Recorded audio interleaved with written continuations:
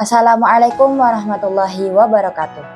Indonesia adalah negara dengan populasi muslim terbesar di dunia dan santri memiliki peran penting dalam memajukan negara. Mereka bukan hanya pembawa tradisi keagamaan, tetapi juga agen perubahan yang berkontribusi besar dalam berbagai aspek kehidupan. Anggapan bahwa santri yang sejak dahulu hanya dikenal sebagai pelaku ibadah serta pribadi yang sederhana dan pejuang agama semata, ini harus diubah. Orientasi santri perlu ditekankan untuk juga berkontribusi dalam bidang teknologi, informasi, dan ekonomi. Sebagai santri, kita tidak hanya cukup mempelajari ilmu agama saja, melainkan ilmu yang dibutuhkan hari ini juga wajib dipelajari. Hal ini seiring dengan apa yang diajarkan dalam kitab Ta'limul Muta'alim yang berbunyi, وَيَنْبَغِي لِطَالِبِ الْعِلْمِ أَنْ يَخْتَارَ مِنْ كُلِّ عِلْمٍ أَحْسَنَهُ وَمَا يَحْتَاجُ إِلَيْهِ فِي أَمْرِ دِينِهِ فِي الْحَالِ ثُمَّ مَا يَحْتَاجُ إِلَيْهِ فِي الْمَآلِ.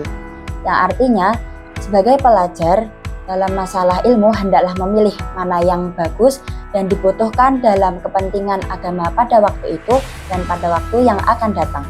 Tidak hanya dalam bidang pendidikan dan keagamaan saja, bidang ekonomi juga menjadi perhatian serius di kalangan santri.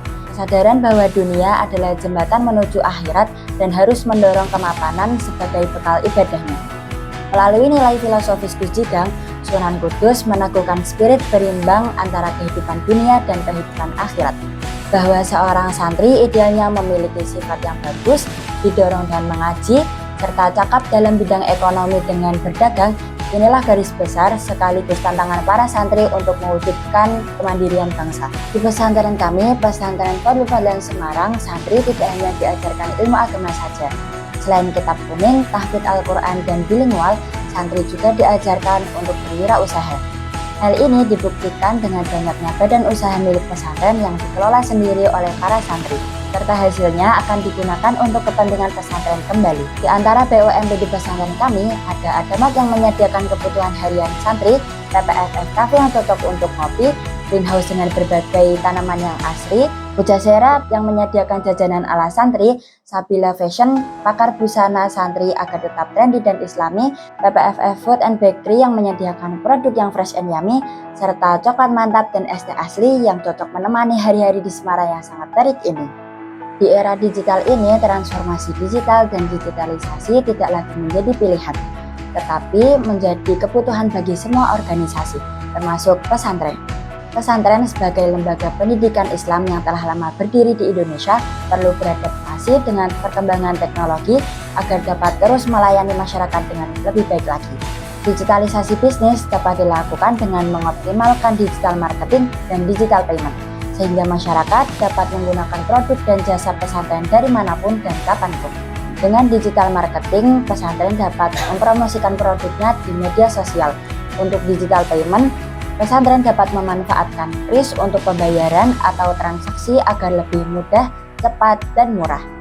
Salah satu kaidah fikih yang berbunyi al-muhafadzatu 'alal qadim as-shalih wal akhdhu bil jadidil aslah, yang artinya melanjutkan tradisi yang baik dan mengambil hal baru yang lebih baik. Transformasi digital tidak akan merusak tradisi, tetapi mengangkat tradisi pesantren agar manfaat menjadi lebih luas dan memberi rahmat bagi semesta.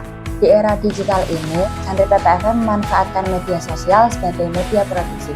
Tidak hanya untuk santri PPFM sendiri, melainkan juga menjangkau konsumen yang lebih luas lagi.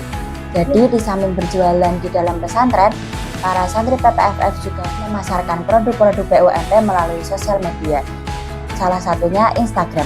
Melalui pemasaran digital ini, konsumen tidak hanya dari santri PPFF sendiri, melainkan konsumen lain yang melihat produk iklan santri.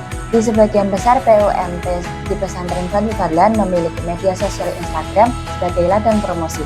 Di dalamnya terdapat katalog yang berisi foto dan deskripsi produk, serta video gambaran yang dapat meyakinkan pembeli akan kualitas produk tersebut.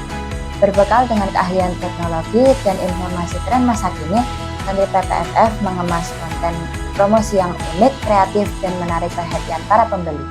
Sabila Buket misalnya, para santri mempromosikannya dengan menunjukkan langsung hasil karya santri PPFF dalam bentuk foto dan video.